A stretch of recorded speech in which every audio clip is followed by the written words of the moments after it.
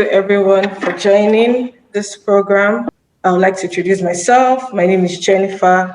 I work as the ED and Programs Manager for One Action Foundation.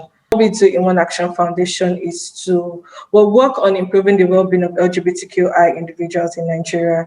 So doing this, we focus on psychosocial support, socioeconomic support. We also do research and media communication. So this will be one of the ways where we're using the media communication platform to put our stories out there. Me, I have Olumide Makanjuola and Pamela Ade and Walter Ude. So I would introduce Olumide to everyone now. Olumide is a strategist and human rights advocate. His work expands in public knowledge and discourse on LGBT rights. He has also focused on issues through storytelling, public education, legal representation, inclusive policy advocacy, and movement building. Olumide started his advocacy work in 2005, where he was a founding member of TEARS, which is the Initiative for Equality Rights.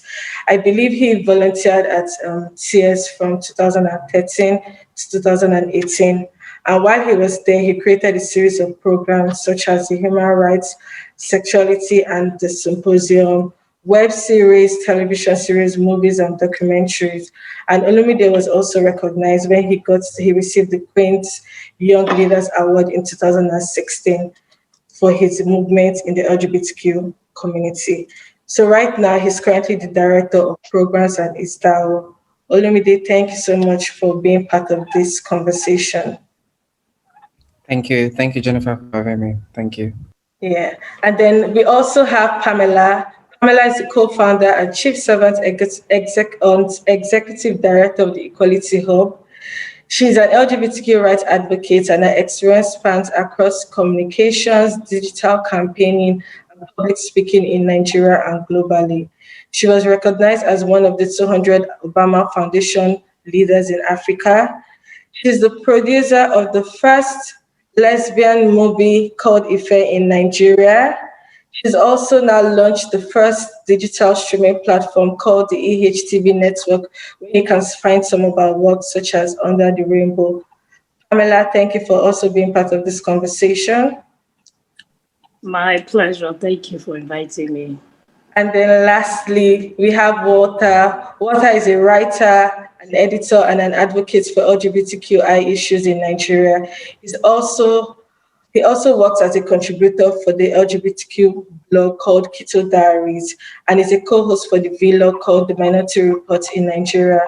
Walter, thank you for joining us as well. So I'm pretty excited to start this conversation. So I'm going to start with Olumide. Olumide, I know that you've been working with fighting for LGBTQI rights in Nigeria since 2005. But I always try to think about how was life then before the activism, before the movement, because I'm guessing there were clubs or there were hangout spots. There were places I'm sure everyone conveyed. So maybe you can take us back in time and tell us how life was before activism started fully in Nigeria. Thank you, Jennifer. I think that if you speak to, depending on who you speak to, everybody does have a different experience. As far back as 2000, 2001, 2003, the experience is different from every individual to every individual. But I also think this experience are what make the history of our community and continue to make the history of our community and those before us. I mean, as a 2005, 4, 3. There wasn't anything in particular like what we had today, but what we did have was that there were places that people could go to. I remember very well there used to be a club in front of Babish, where it's now called Eco Atlantic. There used to be a club there, Tribes. If you ever read Working with Shadow, that club was actually mentioned in Working with Shadow. So this was one of the clubs that many of us used to go to at that time. But also Lagos Bar Beach also used to be a cruising spot for queer people a lot. Lagos Bar Beach, where again you have a queer Atlantic now, used to be a cruising spot for people. People met, people connected. But one thing that was very, very quite big that people didn't know happened a lot as early as 2000 was that there were lot of queer parties that happened. And when I mean queer parties that started maybe on like Thursday to like Sunday. People party, people gathered, people, this stuff. I mean, one of my very first queer party as a young, gay man was in Ikoyi Falomo Close. I mean, in those days, if you didn't go to the Falomo Close party, you were probably just never out as a gay man yet. Everybody you probably would speak to in their late 30s, early 40s, late 50s, we talk about, Falomo Close Ikoyi. But apart from that, of course, also Falomo Close Ikoyi was also considered.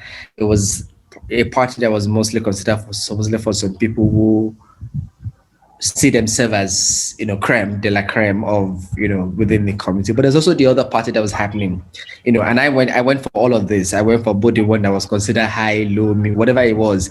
I was always at all the queer party at every single weekend. But one thing that was quite interesting to note is that queer people resilience has always been there. I remember we were at a party one time. They attacked that party on a Friday. People were beaten. People's phone were collected. People were massively injured. And the following weekend, somebody else had a party again. All of us showed up. People got dressed, wore their clothes, and we still showed up at the party. So sometimes when I see people talk about the resilience and the things that people are saying, I'm like, no, it's always been there actually. Just that again, in this time and in this age, there was no Facebook, there was no Twitter, there was no Instagram, there was no any of those things. So people did navigate their own resilience the way they could. In fact, before there was mobile phone, there was Gator, and then you will chat with somebody on Gator, and two of you will agree on the time and the venue and the location of how to meet, all on Gator inbox message, no mobile phone, nothing. So you will say to the person, okay, we'll meet on Thursday at 2 o'clock at Mr. Big. I'll be wearing a white shirt and a blue jeans. So you give a description in advance. And that's how you meet. And I mean, this I'm talking as far back as 2003, 2, 4. 5, 6. This was how it happened. But one thing that was common is that as the year evolved, of course, technology came, social media came, things started changing, things started evolving. So, everything we are seeing today, we're there. The only thing that is different now is that it has been amplified by, thankful to social media and technology. Just to add to that, what inspired you to start CS? I think all of us everybody had their own personal attack story. I mean, I've been at a party where we were attacked, where I had to hid in the ceiling for 4 hours. I was in the ceiling for 4 hours. So I think everybody has had their own personal attack. I've been at a party where attacked. I mean, it was me, all of us, almost every founding member of TIA. We ran from Ale, Nikeja, where they used to call Darling Roundabout. They were, sex worker used to stay in front of that alley roundabout. I'm trying to remember there was a popular name for it. We ran from that place to Maryland. Like my heart was literally pounding.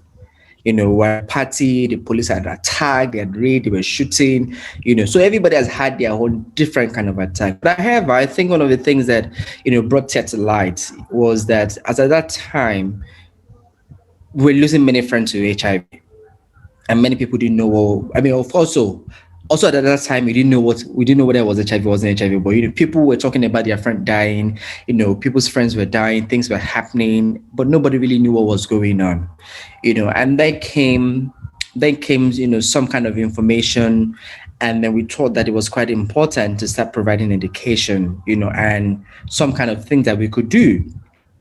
So in 2005, we all came together. A couple of friends came together. As at the time we founded here, we were probably about, I think 9 or 10, and then later, I think it was 2 years or a year after, somebody else joined. But it was just a group of friends that founded here. With no.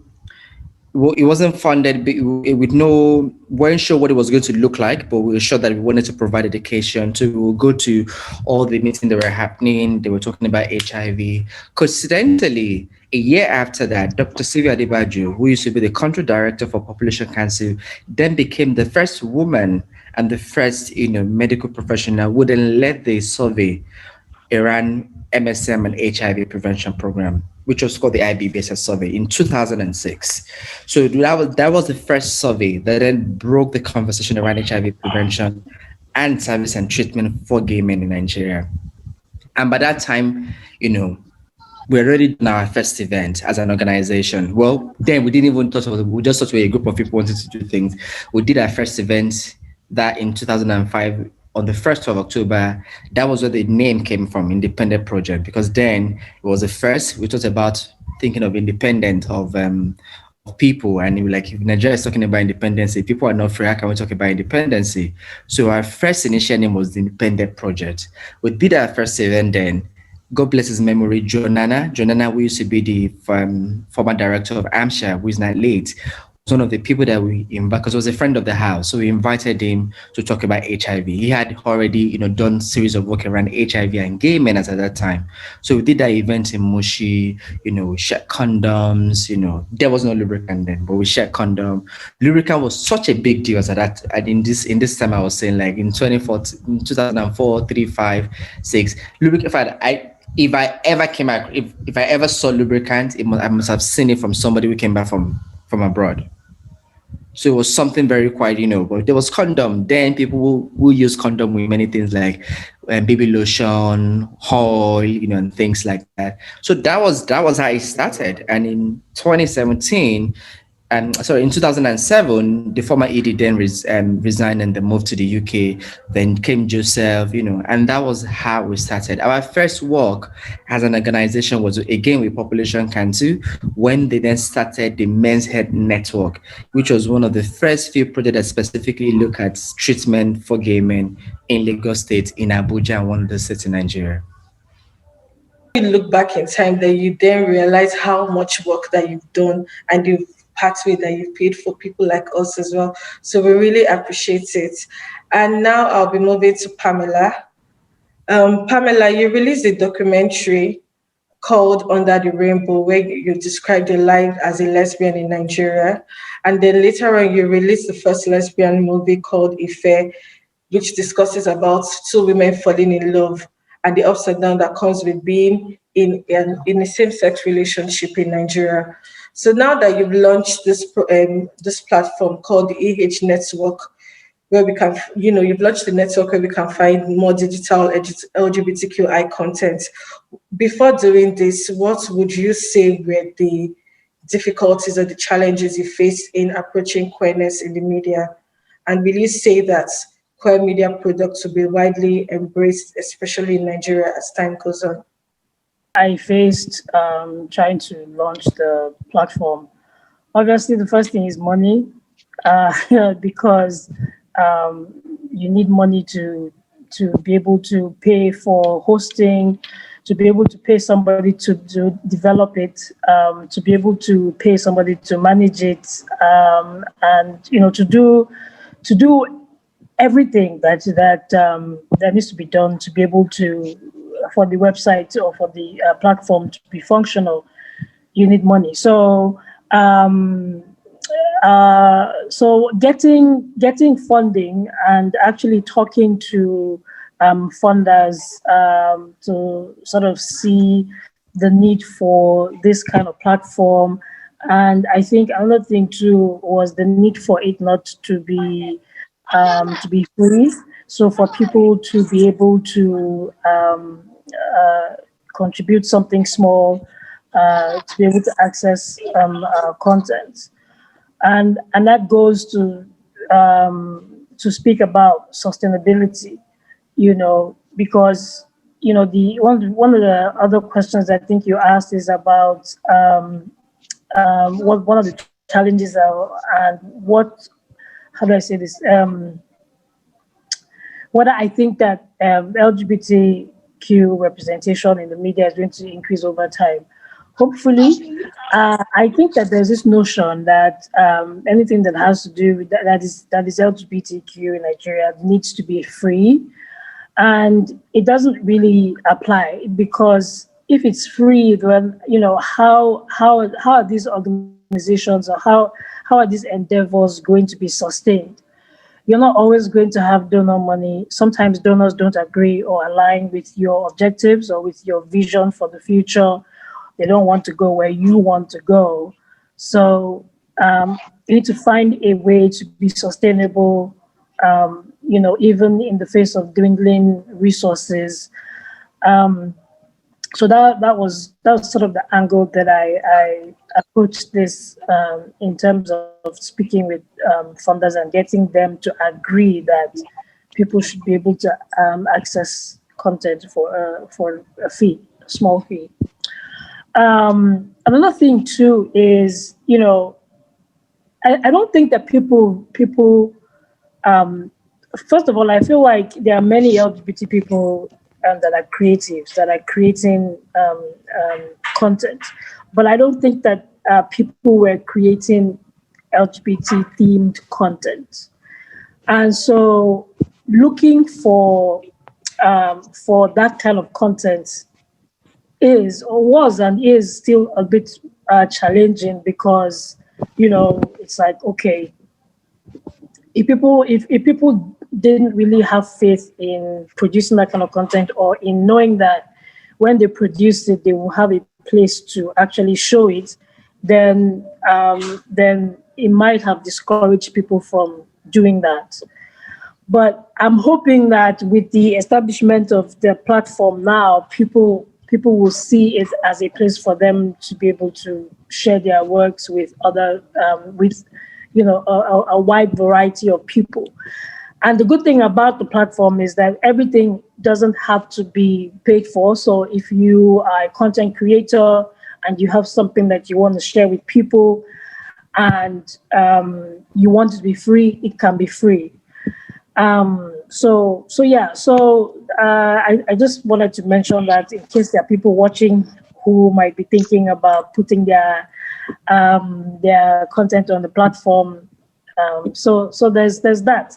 Then you also need money to, obviously, to buy content, because if people are spending their time and their creative energies creating things that are valuable, they're not gonna most people will not give it to you for free. So you have to find a balance between compensating for value and time, and also getting something that people would like to watch or would like to enjoy on the platform. So again, this money thing is showing up. So, but I mean, I feel like it's really early in the days, and as we grow, as we go along, I feel like it will just keep getting better and better. But I feel like one of the things that we need to do now is to be consistent and to be focused and dedicated to growing this thing, the baby that we have birthed. I believe that now that we have this network platform, a lot of people will then start expanding their thinking and looking for ways to also create different stories. It doesn't necessarily have to be a documentary, a full movie, but just something that that would represent what we do or who we are in Nigeria as well. So I'm really excited for this. And speaking about creating platform, I'll now move to Walter. Walter, you started Keto's Diaries, and I think Keto's Diaries was something that I saw. It was one of the things I saw that was LGBTQI content in Nigeria on social media. So I'm just wondering, can you tell us how you bettered Keto Diaries, and also tell us what the next steps are? And do you also try to how do you go about trying to ensure that you speak to a diverse audience, and not just because I know back then it was known as a gay men blog, but right now I need to know if you have now created a diverse representation when it comes to LGBTQI, and what's the next step now for Keto Diaries? Keto Diaries was created in 2014. Um, we the law had been signed in January, and there was at that time I was actually working, or like I was operating a mainstream blog, my mind snaps, but this was just it told stories for different that cater to different kinds of stories, really, and a lot of people knew about it. And so I was a storyteller. I did a lot of storytelling back then, and I used my social media profile to sort of like push the blog forward. So which means that when that happened, after the shock, and I think the anxiety that came with the signing of the law, after it had worn off, there was then like this resentment that was coming up from, at the most, my friends, people that I knew, who didn't like the way all these gossip blogs were pushing the narrative about how devious and and how we were abominations and all that. And so they wanted to tell stories. They wanted to like rebut the narrative. They wanted to like let people read that we are humans and that we are the same as everyone else. And so I was getting all these stories. Okay, what I publish on your blog, what I publish on your blog, and to be frank, I was myself. I mean, I was outspoken about LGBTQ issues at that time, but only from I could only be outspoken from a place of let people perceive me as pro gay, not that somebody who is gay. And so, and most of all these stories people wanted me to publish on my blog, they were very very like they weren't just essays that were showing alternative narratives about the LGBTQ existence. They were stories, they were personal stories that I felt that in posting them, in publishing them, would sort of out me. And I was terrified about that. I knew nothing about advocacy. I just wanted to tell stories. I remember venting to some friends about it, how I didn't like that I was saying no to people who wanted to publish their stories. And one of them mentioned, okay, why not just open an anonymous blog that would tell these stories instead? At first, I started by telling my stories to let people sort of know that, look, this is real. And then a few friends told their stories, and from that, it just started growing, and it started becoming more than a blog and became more of a community. And also, we also expanded the narrative because it was initially designed as a medium to tell stories and to put out information about our existence. But also, especially when the rate at which anti-gay crimes were increasing and people were being targeted because of the legalization that the law gave to criminal activities, we now felt there was an obligation to sort of like report these crimes and sort of like name the people who are doing that so that people could look out for them. Point so that it's ever to be like a gay blog. It was always an LGBT blog. It's just that when it was discovered, the overly majority of responses and interactions and on the blog were done by. Thank you. I can understand. Hopefully, in time, we can now have our own gay clubs, gay parties, and everyone looks at it like the way it's supposed to be. Now that we've all discussed on the past, I'm presuming that while you were in the movement, or while you're still in the movement, there are times that you may have thought of giving up, and then maybe you just think of one profound moment up through the course of your journey, and then it just makes you feel like this is it. I will continue this work that I'm doing. Just understanding, and I think it's different. How it happens in different stage, and how it continues to happen in different stage for me. I think that just realizing who you are and affirming who you are makes you realize how important it is to be able to be who you are. And for me, and that is what it is for me. Just the ability that I have to constantly remind myself that the person I am and the person I'm going to be and I want to be, I must be able to create the environment that's going to allow me to be that person. Even though it becomes pretty quite difficult to be able to create that, you have to create that. So when I think about that, that reminds me why, the things that I'm doing and the things that I'm contributing to is important for me personally, but also for many like me, who also might not have, the privilege to choose where they will be. Because sometimes we think that because there are people who have the resources and all of that should be able to choose the privileges. So it's or sometimes also equally hard for them. But also people who also don't have that resources also themselves to don't have that privilege as well. So just that ability of reminding yourself that this that you're doing contributes to your own ability to be able to be who you want to be. It's really quite important. You must first be able to see through yourself for others to be able to see through the things that you're doing. So, and I've had my moments and stage and process with that many times. And as year evolved, as the year goes by, one thing I'm really good with generally, even with my own personal life, is redefining, how I contribute to things and how I engage in things. Because as the year goes by and as things changes, your role will evolve. The things you want to do will evolve. The things you want to do will change. The things you want to do will, how you see yourself contributing to things will evolve. Like some things I used to do like 10 years ago, I probably don't do them anymore. And not because they're not important, but because there are many incredible people doing those things now. So now for me is to think about the things that they are doing. What can I do to contribute to the things that they are doing? That still in a way contribute to the way I want to live, how I see this environment supporting me and allowing me to be. So that's how it's be. It becomes part of your life and part of your journey. The ability to just seek justice, the ability to seek freedom, and just humanity just becomes what you know. But also, you must also recognize that in between all of this, you must give room for self-doubt, because it will just generally humanly happen. It will always humanly happen.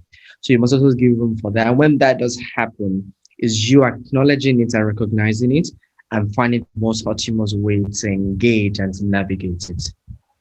Thank you so much, Olumide. Pamela.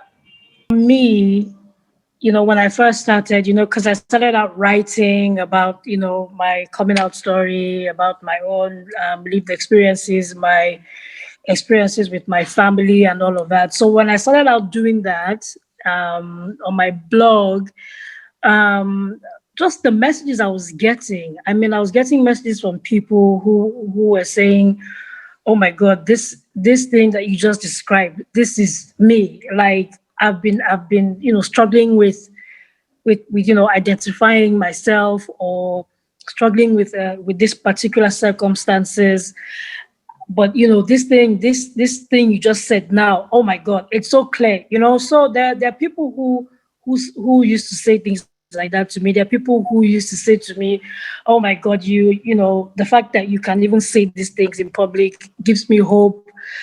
People used to say, they came out because of me, or they were more able to identify with themselves, or with the community, or with to come out to their friends or their family or whatever. So all of these things made me know that, okay, this thing I'm doing, even if in as much as it's for my own self liberation, because speaking about my experiences and sharing these things with people was freeing for me. So in as much as I was gaining from that, in the sense that I was feeling freer. It wasn't just about that. It was also, a lot of people were drawing strength. More people were drawing courage from the fact that I was able to share. And so for me, I knew that was important work, and it was work that I had to continue.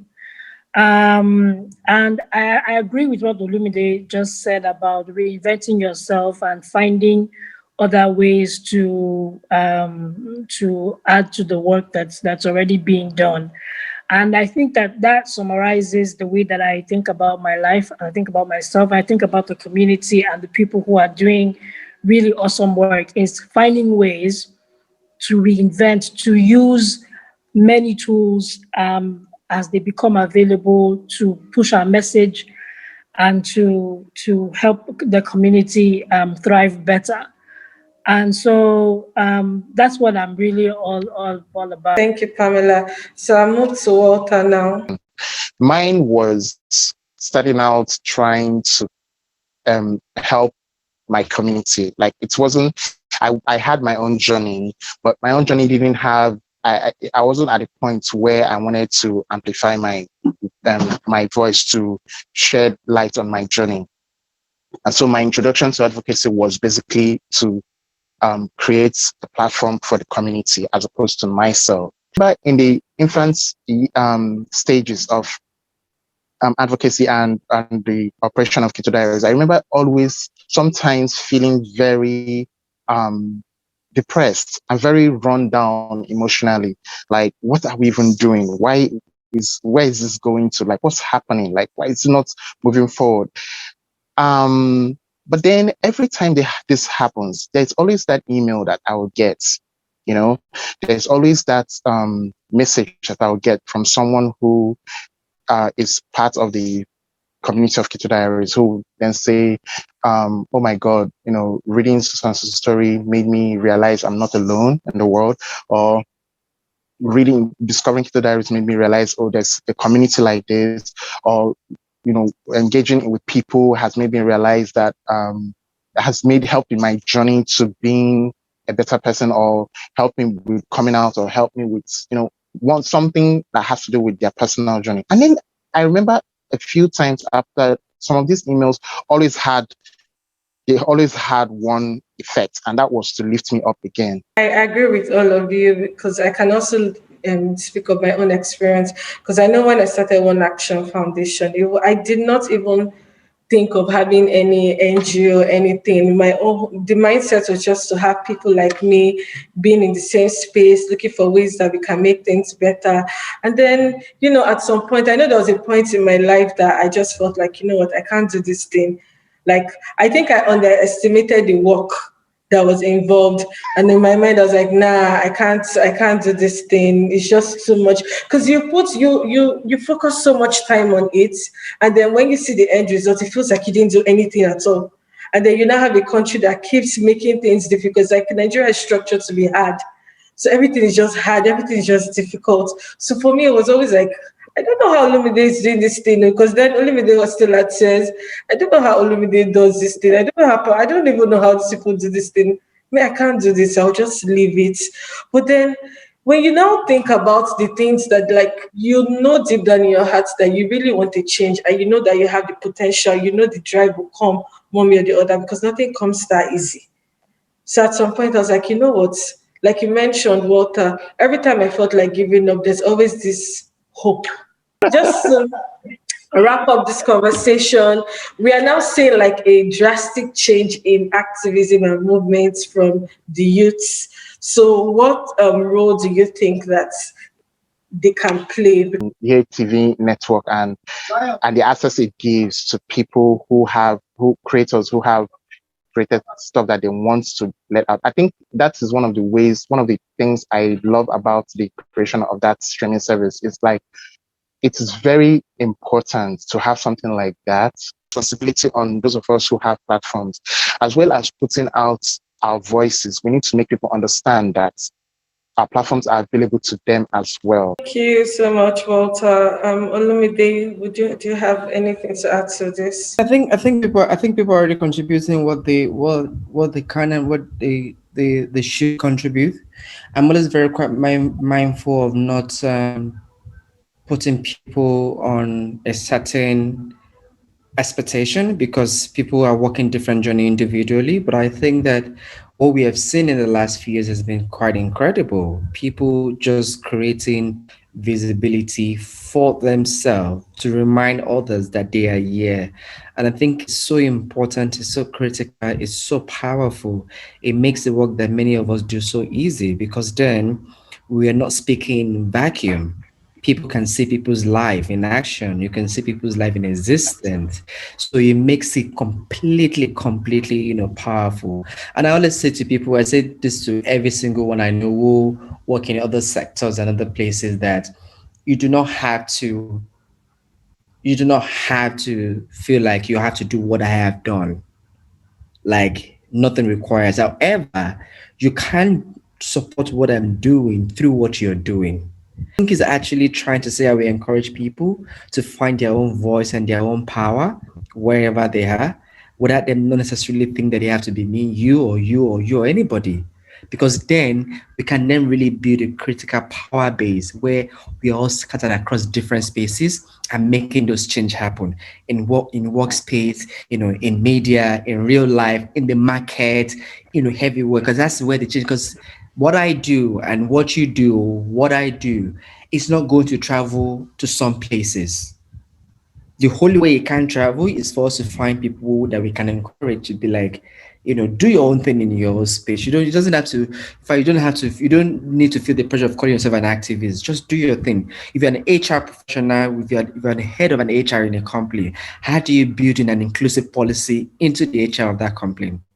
So that when an feminist gay man, when a butch presenting woman walk into that office to seek for job, they feel seen, they feel secure, they feel accepted, and they feel protected. That's important. I think people are already doing that. I think we can only encourage them to do much more, so that the work that all of us are doing can have much more impact. So much for highlighting this, Pamela. Yeah, I think as Olumide said, which I completely agree with, I think that we are working as an army, and when you're working as an army, everybody's not doing the same thing. So everybody's doing something that they know how to do, that is aligned with their skills, with their interests, with their passions. And so it's very, very important. There must be somebody out there who is very vocal about themselves, fire for fire, those kind of people that have that energy, So there must be that kind of person or people that are doing that type of work. There has to be people that are in offices talking to lawmakers, lobbying. There are people who are out there creating. There are people who are in the media. There are people, as Lumide said, who are in offices, creating space, giving people opportunities. There are people who have the money to donate to work that's been done. So I feel like everybody needs to play their own part in making this our dream of having a more inclusive society a reality. And so I am really excited about, especially a lot of young people. I can't call myself a young person anymore. But I'm really excited about like a lot of the young people who are like really, carrying the mantle, because, we're not always going to be here to be doing all these things. So it's really good that, there are people that are doing things in various ways. So I'm really, really happy about that. Same here. I'm also excited and looking forward to it.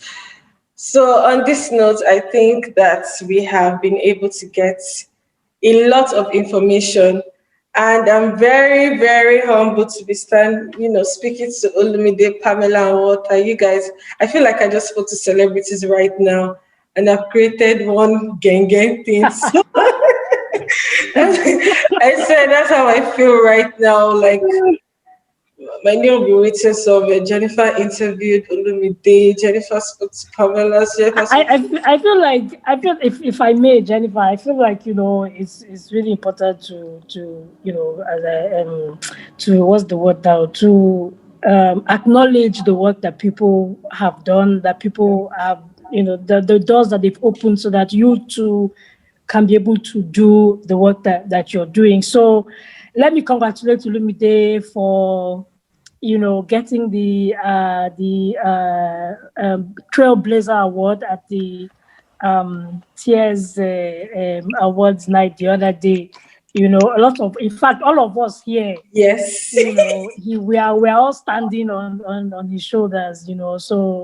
So yeah, thank you so much. And Jennifer, this is also something that will help to document the fact that, there were people that came before us, and and people, and obviously us that are doing the work, and then people who are coming, who will be coming after when we are old and Yeah. gray. So thank you. Thank you. Thank This you. is, Thank you. if I think about it, the three of you have actually been the ones that have helped me to this point. I remember in Abuja when I called Olumide was always responding. When I moved to Lagos, Pamela was always dragging me to every event that I could think of, everything. And she'd be like, Jennifer, you this guy, you don't talk. Why don't you talk? I will invite you somewhere, you just be quiet, looking all the time. And then Walter as well, we've had so many meetings about collaboration, and that was like how many years ago? And now look at everybody's now doing something that people then recognize. So thank you so much. Thank you, everyone. Enjoy Thank you, your Jen. weekend. All right, Enjoy and your you weekend, too. everyone. Take care. Stay safe. Don't catch corona. Don't catch corona. Don't catch corona. All Ah, right. Bye. Bye. okay, thank you so much. Bye.